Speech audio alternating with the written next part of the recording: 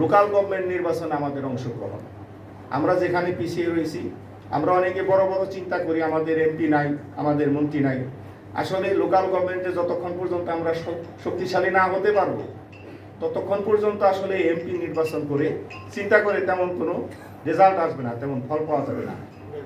এজন্য ইসলামী যুব মজলিসের একটি অন্যতম লক্ষ্য থাকবে যে তৃণমূল পর্যায়ে সংগঠনকে মজবুত করার লক্ষ্যে জনসেবা রাজনীতির যে মহৎ উদ্দেশ্য, মানুষের অধিকার এবং উন্নয়ন নিয়ে কথা বলা, মানুষের সেবায় কাজ করা, সেটা করতে হলে আমাদের লোকাল গভর্নমেন্টের এই চ্যালেঞ্জ আমাদের মোকাবেলা করতে হবে, সেই প্রস্তুতি নিতে হবে।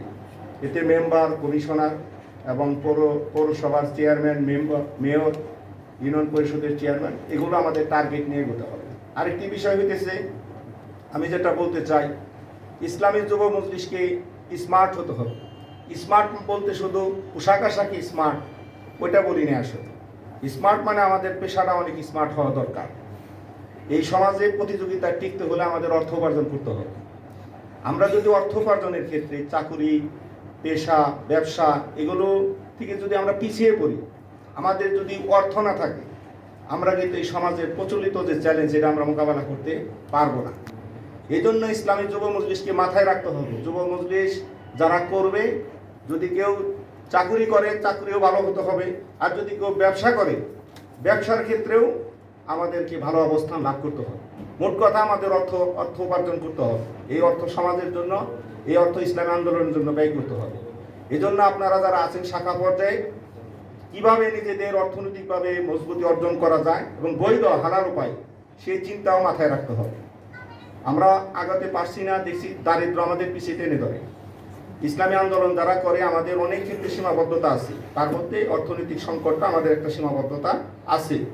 আর আমরা যদি লোকাল গভর্নমেন্ট সহ জনসেবা করতে চাই, এক্ষেত্রে আমাদেরকে আরও অর্থশালী লোকজনকে সংগঠনের দিকে আমাদের আনতে হবে এবং নিজেদেরকে সে পথে আগানোর চেষ্টা করতে হবে। আর এই সংগঠন করতে গিয়ে 3টি চ্যালেঞ্জ আমি দেখছি ব্যক্তিগতভাবে সমন্বয় করাটা একটু কষ্টকর, সেটা করতে হয়।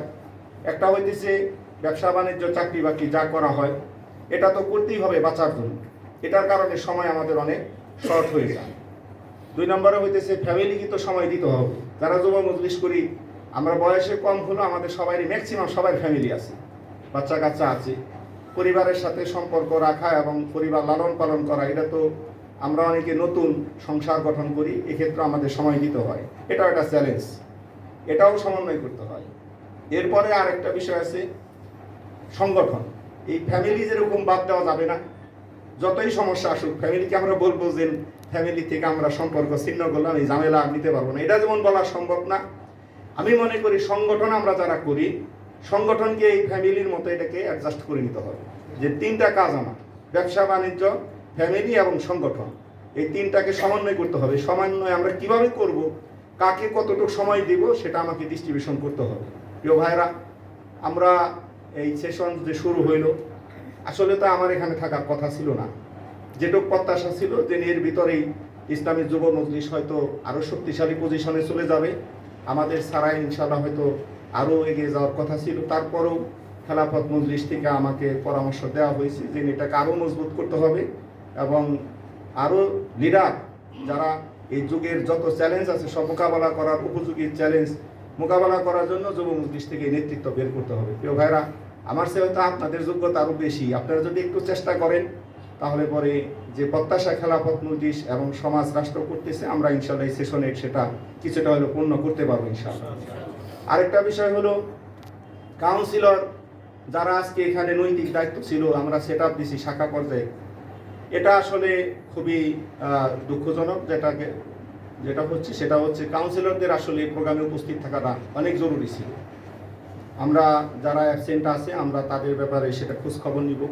আমরা তো দাওয়াত পৌঁছাইছি, যোগাযোগ করার চেষ্টা করছি। একটা বিষয় আমাদের মনে রাখতে হবে, আমি যেটা দেখেছি যে তুরস্ককে আমরা আধুনিক বিশ্বে ইসলামী রাষ্ট্রের একটি উন্নত রাষ্ট্রের মডেল হিসেবে যদি ধরি, তুরস্কের প্রেসিডেন্ট এরদোগান সেখানে ইউরোপকে বলছিল যে গণতান্ত্রিকভাবে তার রাষ্ট্র ইউরোপের চেয়ে অ্যাডভান্স। কারণ আমি দেখছিলাম পরিসংখ্যানে তুরস্কের জনগণের জাতীয় সরকার নির্বাচনে, প্রেসিডেন্ট নির্বাচনে ভোটের পার্সেন্টেজ মনে হয় 90% ছিল, 88 থেকে 90% হবে। আর আমরা ইসলামী সংগঠন করি, ইসলামী বিপ্লবের স্বপ্ন দেখাই, রাষ্ট্র পরিবর্তন করব, আমাদের উপস্থিতির হারটা কোন পর্যায়ে? আমরা আসলে একটা রাষ্ট্রের জনগণের চাইতে আমাদের সচেতনতা অনেক কম। কাজে এটাতে আসলে এই সমাজ পরিবর্তনের এই যে কাজ, এটা অত্যন্ত কঠিন। এই ব্যাপারে আমাদের আরও সোচ্চার হতে হবে, আরও সচেতন হতে হবে। আমি এই প্রত্যাশাটুকু আপনাদের কাছে ব্যক্ত করতেছি, যেন সামনে থেকে আমাদের এই ধরনের দুর্বলতা, এই ধরনের যে আমরা যে উপেক্ষা করি, এই ধরনের টেন্ডেন্সি যেন আমাদের মধ্যে ভবিষ্যৎ দায়িত্বশীলের মধ্যে আর না আসে। আর আরেকটা বিষয় হইতেছে, আমরা এখন থেকে কেন্দ্রীয় সেট আপ হয়েছে, আমরা নির্বাহী পরিষদের প্রোগ্রামের নির্বাহী একটা মিটিংয়ের মাধ্যমে, সবার মাধ্যমে আমরা বার্ষিক পরিকল্পনা রেডি করবো ইনশাল্লাহ। আর আপনারা যে যে শাখায় আছেন সেই শাখায় দায়িত্ব পালন অব্যাহত রাখবেন যতক্ষণ পর্যন্ত নেক্সট সেট আপ না হয়। 25 এবং 26 সেশনের জন্য আমরা শাখাগুলো পুনর্গঠন করব। আপনারা স্ব জায়গায় দায়িত্ব পালন অব্যাহত রাখবেন এবং শাখা পর্যায়ে যারা আছেন দায়িত্বশীল দ্রুত যোগাযোগ করে আমাদের কাছে শাখা পুনর্গঠনের তারিখ দিবেন ইনশাল্লাহ।